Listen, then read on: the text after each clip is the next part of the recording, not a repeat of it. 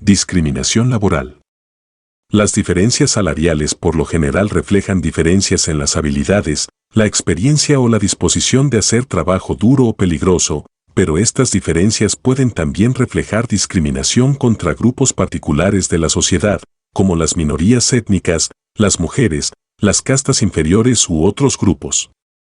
Sin embargo, para determinar si hay discriminación y cómo de grave es, primero necesitamos definir qué entendemos por discriminación. La discriminación suele definirse como la aplicación de estándares diferentes a individuos de distintos grupos a la hora de la contratación, la retribución o los ascensos. En su forma más radical, puede llegar a significar la negativa de contratar a alguien. A finales del siglo XIX y principios del XX, la frase «no se emplea a los irlandeses» era típica en los anuncios para los mejores trabajos. Antes de la Segunda Guerra Mundial, muchos hospitales en Estados Unidos no contrataban a médicos negros ni a judíos, y muchos bufetes de abogados prestigiosos no contrataban a nadie que no fuese blanco, protestante y de las clases altas. En otros casos, algunas personas de otros grupos sí eran contratadas, pero eran asignadas a trabajos diferentes. Nada de esto era algo exclusivo de Estados Unidos o de la era moderna. Por el contrario, los miembros de los distintos grupos han sido tratados de manera distinta por el derecho y la práctica en todo el mundo y durante miles de años de historia documentada. La idea de tratar a todos los individuos por igual, independientemente del grupo del que provengan, es relativamente reciente en la historia. Imbricadas con la discriminación, y muchas veces confundidas con esta, están las diferencias de empleo basadas en diferencias sustanciales en cuanto a habilidades, experiencia, hábitos laborales y patrones de comportamiento de uno y otro grupo. Los indios Mohawk, por ejemplo, han sido tradicionalmente requeridos para la construcción de rascacielos en Estados Unidos, ya que podían trabajar y caminar sobre las vigas de acero a gran altitud sin miedo o distracción aparente. En el pasado, los trabajadores chinos en las plantaciones de caucho, en la colonial península de Malaca, tenían la capacidad de recolectar el doble de savia de los árboles de caucho que un trabajador malayo en el mismo tiempo. Durante la industrialización de la Unión Soviética, en las décadas de 1920 y 1930, una gran cantidad de alemanes, estadounidenses y otros trabajadores, técnicos e ingenieros extranjeros, fueron importados con salarios atractivos. Por ejemplo, más de 10.000 estadounidenses fueron a trabajar a la Unión Soviética por periodos de un año a inicios de la década de los años 1920. Mientras las preferencias por un grupo y el rechazo o falta de disposición contra otros suelen ser descritos como resultado de prejuicios, sesgos o estereotipos, no resulta tan fácil para un observador imparcial rechazar el conocimiento de primera mano de aquellos que respaldan sus creencias arriesgando su propio dinero. Si aplicásemos los mismos criterios de empleo a grupos distintos, incluso en total ausencia de creencias distintas sobre estos, podría resultar que porcentajes muy diferentes de estos grupos acaben siendo contratados, despedidos o ascendidos. Como principio, es importantísimo distinguir entre la discriminación y las meras diferencias de capacidades y desempeño. Sin embargo, en la práctica, realizar esta distinción resulta muy difícil. Muy rara vez los datos estadísticos contienen información suficientemente detallada sobre habilidades, experiencia, desempeño o absentismo, menos aún sobre hábitos y actitudes laborales. Esto hace que sea muy difícil realizar comparaciones entre individuos que provienen de distintos grupos.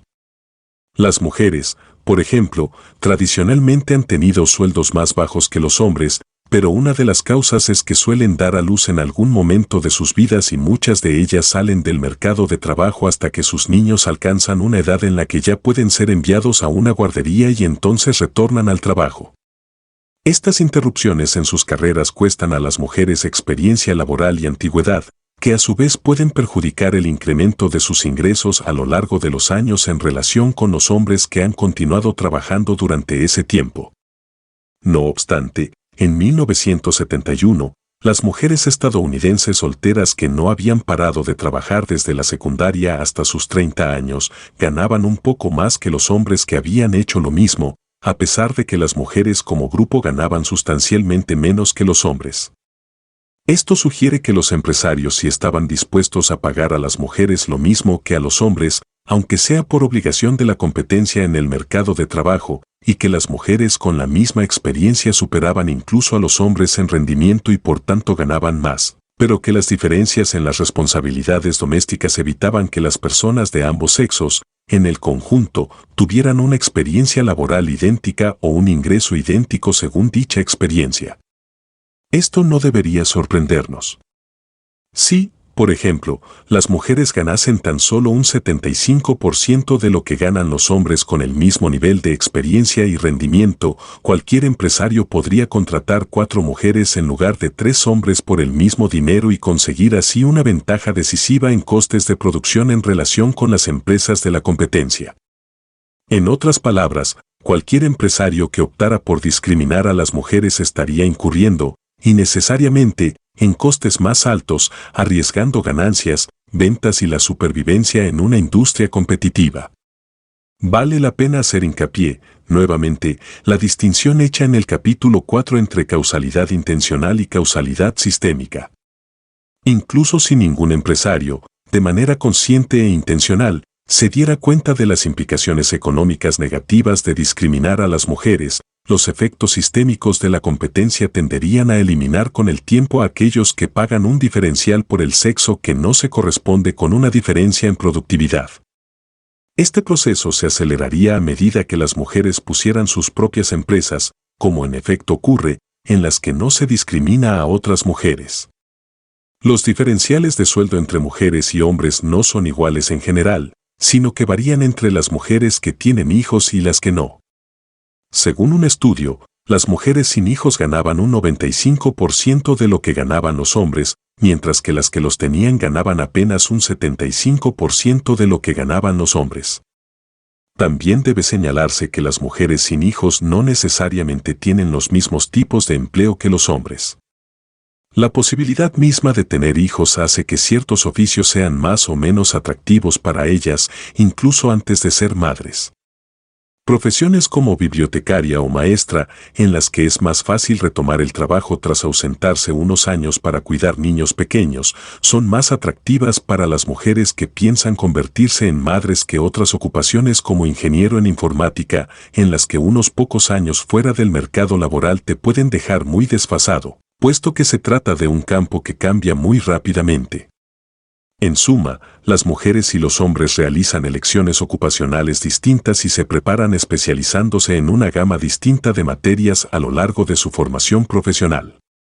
El tema de la existencia de la discriminación contra las mujeres, o de la magnitud de esta, consiste en ver si existen diferencias sustanciales de sueldo entre mujeres y hombres en los mismos campos de trabajo y con las mismas credenciales profesionales. Ahora bien, el tema de si existe o no paridad de ingresos entre personas de ambos sexos es muy distinto, dado que las diferencias de elecciones ocupacionales, educativas y de continuidad en el empleo afectan a los ingresos. Los hombres también tienden a trabajar en profesiones más peligrosas, que por lo general se pagan mejor que otras similares pero menos peligrosas. Según un estudio, si bien los hombres constituyen el 54% del mercado laboral, estos suman un 92% de las muertes asociadas con el trabajo.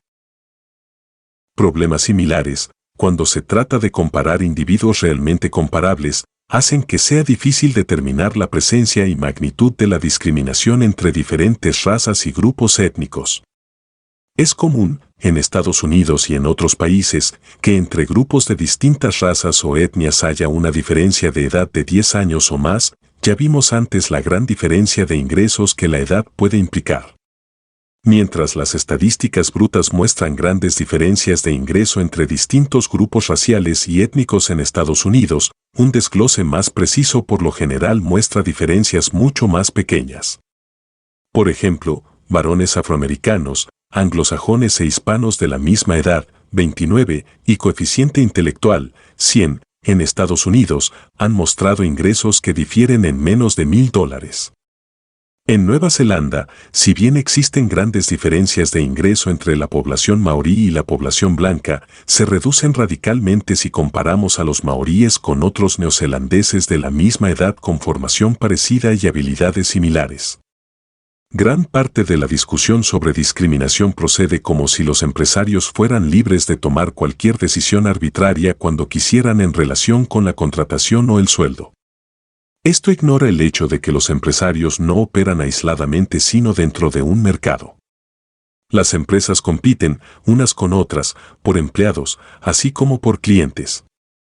Las decisiones equivocadas implican costes tanto en el mercado de productos como en el mercado de trabajo y, como hemos visto en capítulos anteriores, el coste de estar equivocado puede tener consecuencias serias. Además, estos costes varían con las condiciones del mercado.